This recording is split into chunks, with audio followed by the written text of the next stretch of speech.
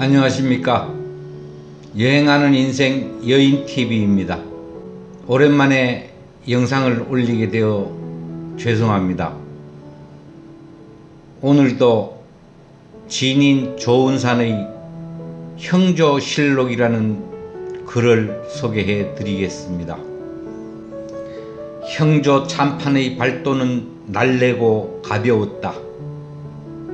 부동시에도 불구하고 그의 눈은 좌우를 동시에 훑어 파고드는 포착점을 명확히 했다. 표적의 긴 곳을 사선으로 비껴 들어갈 때 그는 앞발을 땅에 깊이 박았고 뒷발을 급히 끌어 뒷심을 조였다. 아래에서 위로 휘몰아치듯 걷어올려 일시에 적의 상단을 베어냈고 반운을 그리며 돌아 나올 때 그의 호패가 휘날려 아찔했다. 그가 정랑에 머무르던 봄, 왕이 왕을 패하고 대신들은 낮게 엎드렸다. 개운에 덮여있던 눈이 녹아 사라졌고 관아의 돌담 아래, 대궐의 주춧돌 아래 정체 모를 검붉은 꽃들이 피어나 관가에 흉흉한 소문이 돌았다. 누군가는 이미 있던 것들이 드러났다고 했고 누군가는 본래 없던 것들이 심어졌다고도 했다. 조정의 대신들은 한데 모여 머리를 맞대었고 그것들은 곧 적폐라 명명되었다. 급작스러운 왕권의 교체는 조정 전체에 경랑을 일으켰다. 정랑은 왕이 내린 사임검을 들어 우인을 괴롭고 먼저 비변사에 파견되어 국론 조작 파문에 관여한 형조의 내부자들을 색출해 처단했다. 적시에 들이닥친 그는 양날의 검을 들어 닥치는 대로 찌르고 베어내며 피를 뒤집어 썼다. 악귀의 형상으로 변모한 정랑은 기세를 몰아 선왕의 처소로 치달았고 선왕과 구의 구신들을 함께 끌어내어 처단했다. 선대의 공신들은 땅에 들러붙거나 처마 밑에 들러붙어 제 좌치를 감추려 애썼고 코와 입은 서로를 경계하며 들숨과 날숨을 억눌렀다. 봄은 다가온 듯 멀었고 따스한 듯 시렸다. 의식처럼 근정전압 품계석이 하나둘씩 뽑혀 멀리 내던져졌다. 봄날의 기운은 덥지 않거나 혹은 춥지 않거나 했는데 정랑의 기세는 이미 죽였거나 혹은 죽이려 하거나 했다. 도성 전체에 검붉은 꽃잎이 흩날렸고 진한 봄 비린내가 코를 찔렀다. 수십이 압송되었고 몇몇은 스스로 몸을 던져 목숨을 끊었다. 중력에 이끌린 육신들이 대지와 흡착해 피와 살을 눌어 붙였고 진물과 함께 흙에 스며들었다. 권력에 이끌린 대신들이 박장대소했고 권력에서 멀어진 대신들은 좌우고 우면하며 생사의 입지를 논했다. 나는 사람에 충성하지 않소. 그러니 말하는 것이요. 그의 말이 피바람에 실려 도성 곳곳에 굽이쳐 스몄다. 백성들은 붉게 물든 옷깃을 여몄고 살아남은 대신들은 그의 자질을 논하며 밤마다 옥신각신하다 술잔을 들어 건배했다. 담근 술 위에 핏물이 부옇게 떴는데 깊이 취한 대신들은 다만 향이 좋다 말할 뿐이었다. 여름에 그는 정랑의 캐캐 묵은 도포를 벗어던졌고 참판의 자리에 올라 어전에 임했다. 왕이 그에게 이르길 살아있는 권력일지라도 그대의 뜻을 행함에 두려움이 없도록 하라 명했는데 검을 다시 돌려받은 두 손이 떨렸음을 그가 알지 못했고 되돌려준 칼날 끝이 자신을 향해 있음을 왕 또한 알지 못했다. 그가 절을 마치고 돌아설 때 좌인들은 기립해 머리를 조아렸고 우인들은 기진해 다리를 비틀거렸다. 고목 위에 매미가 징징 울며 날개를 비볐고 매미 뒤에 사마귀는 조용히 앞발을 비볐다. 새가 날아들어 부리를 들이밀었는데 사마귀는 죄 뒤에 내려앉은 새를 보지 못해 위태로웠다. 왕을 패한 왕은 자신 또한 패해질까 두려워 밤잠을 설쳤다. 정통성의 결핍은 언제나 그랬듯 왕권의 강화로 이어졌고 태종과 세조 시절의 일을 기억한 왕은 먼저 형조의 눈을 돌렸다. 비리 앞에 자유로운 자는 어디에도 없다. 화살에 묶인 서신이 대궐 밖에서 날아들었고 왕은 움직였다. 표면적으로 사법개혁을 내세웠던 왕은 실질적으로는 사법기관의 장악을 위해 대신들을 포진했다. 어전을 맴돌며 조정의 촉수 역할을 하던 대신을 판서로 내세워 형조를 장악하려 했는데 도리어 그것이 큰 화가 되어 되돌아왔다. 이른바 개천론으로 민심을 다독여 온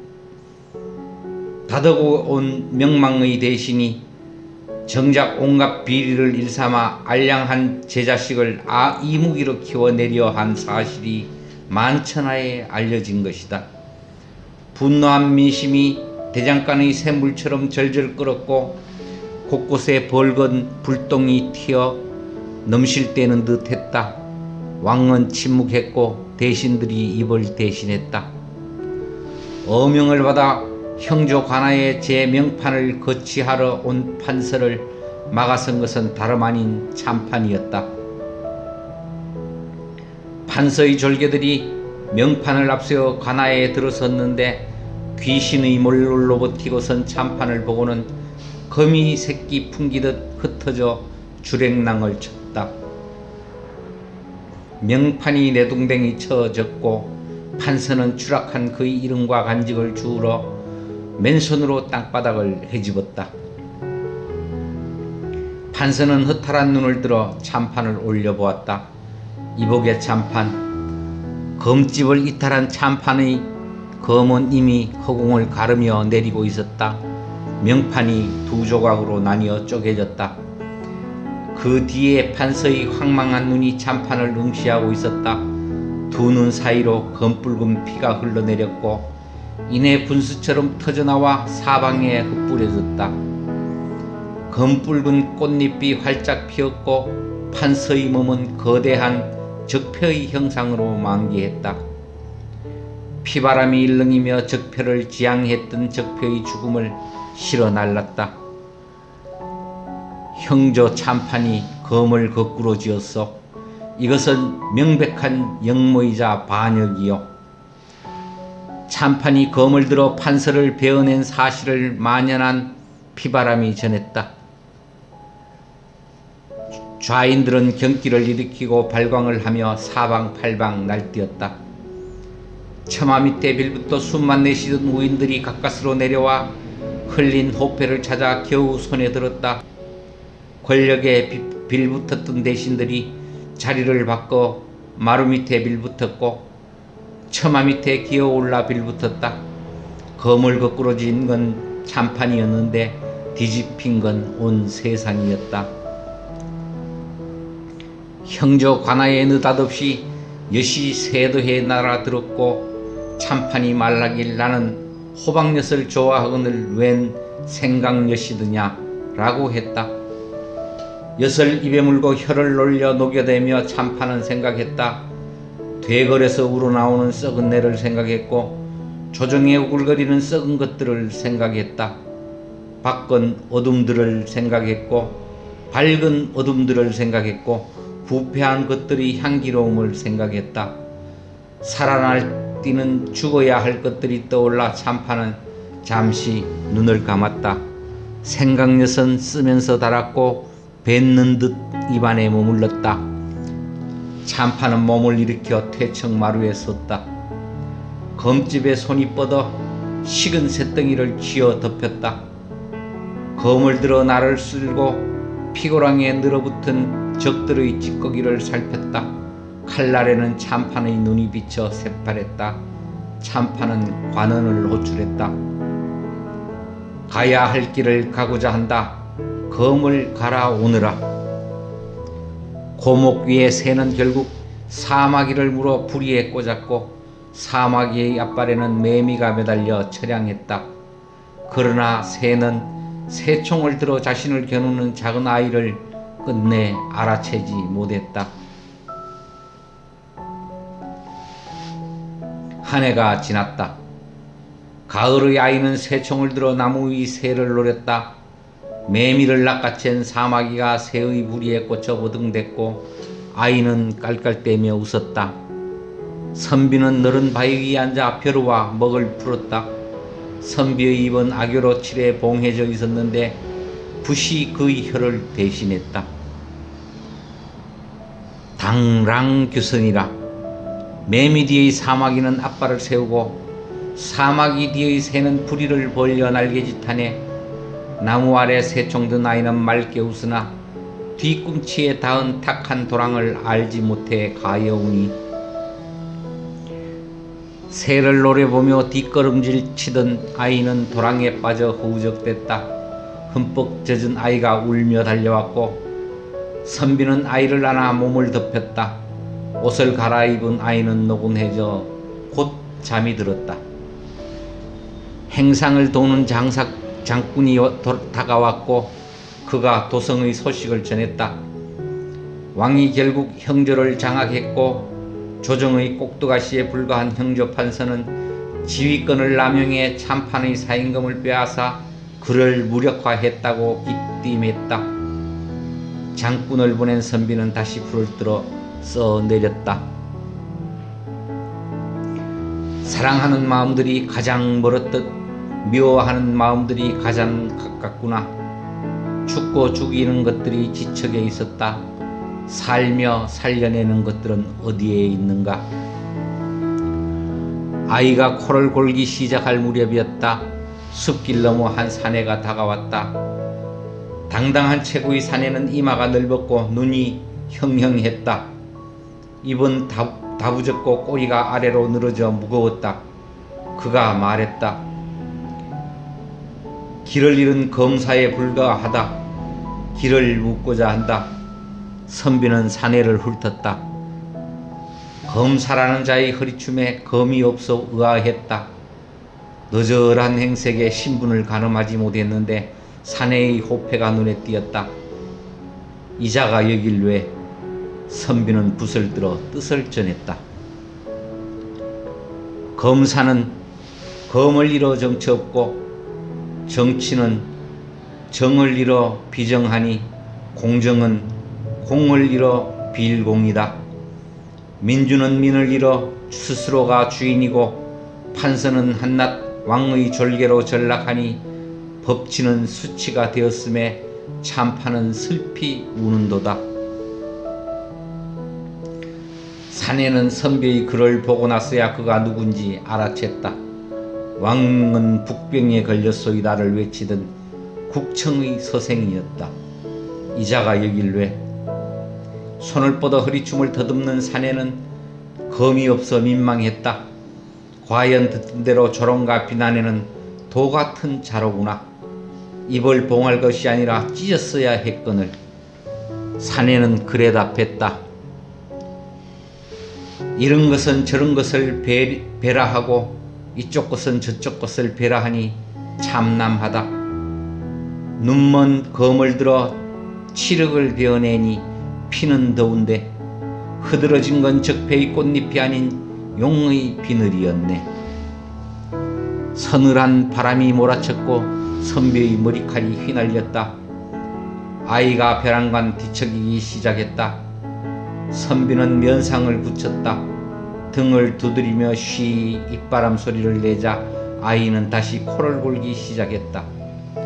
사내가 방긋 웃으며 말했다. 아이가 참으로 예쁘오.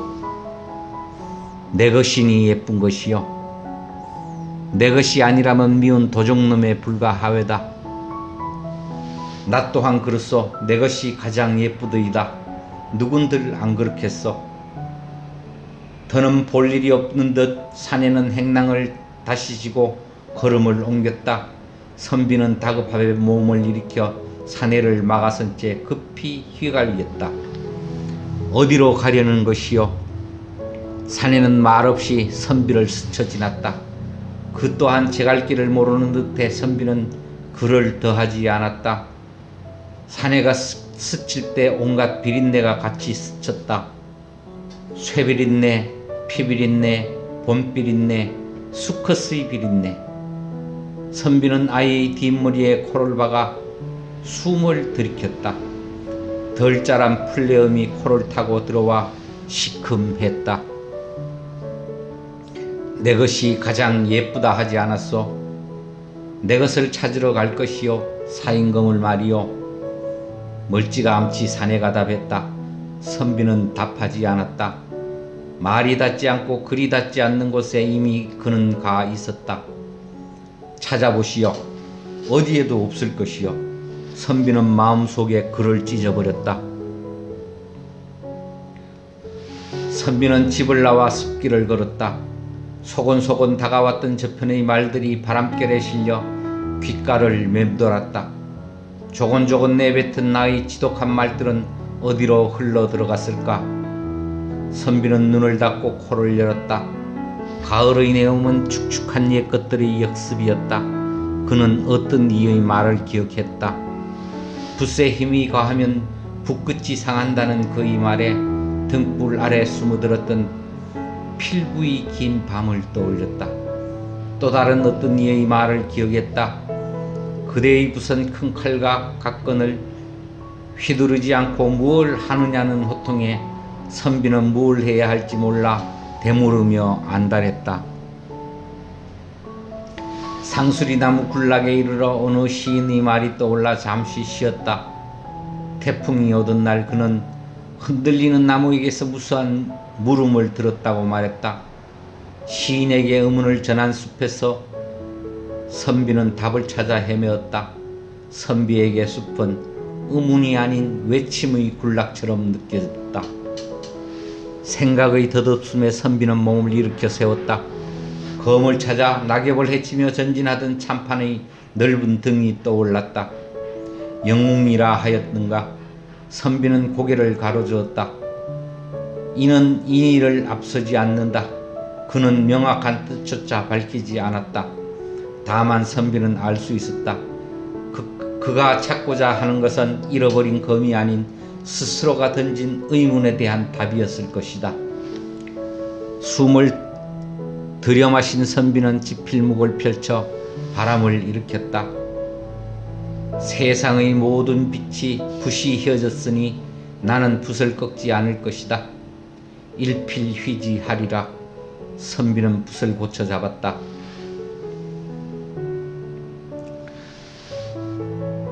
이상입니다. 근데 진인 조은산이 뒤에 덧붙인 추신이 있어서 마저 읽어드리겠습니다. 어느 의원님께서 제게 말씀하시길 난독증이 있다고. 제가 사실 난독증이 아닌 난필증이 있어 간단하게 해설을 더하고자 합니다. 긴 글을 굳이 압축하자면 윤석열이라는 걸출한 인물의 등장에는 쌍수를 들어 환영하지만 결국 그의 뜻이 중요하고 뜻을 밝힌 그가 펼쳐나갈 앞으로의 정책이 더욱 중요하다. 이 정도가 될 것 같습니다. 한 사람이 아닌 세련된 정책에 의해 다가오는 올바른 정치를 기다립니다. 붓을 꺾지 못해 송구합니다. 그 이유는 위에 있습니다. 예, 이상입니다. 안녕히 계십시오.